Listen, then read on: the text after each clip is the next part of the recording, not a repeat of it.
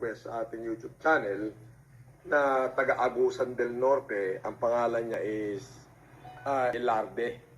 Yun ba yun? Or something like that. Humihingi siya ng salamin na 250 raw ang grado.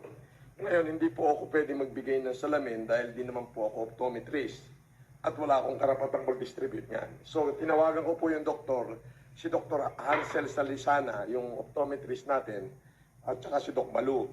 So, sabi, hindi naman nila alam kung positive or negative yung 250. So, 3 salamin ho yung pinadala. At ipinadadala na ngayon ni Dr. Hansel. Okay? So, makikita natin mamaya. Panoorin niyo po ito. So, parang Ilarde, yung request niyo po na nabasa ko, kahit nandiyan kayo sa Agusan, ipahahatid ko po yung request niyo. Kuya, nalimiwanag yung paningin niyo at nang kayo naman po yung makapaghanap buhay. And then, ako po yung nagagalak. Maraming salamat po. Panoorin niyo yung video. Para i-ship ang galing kay Boss FLM.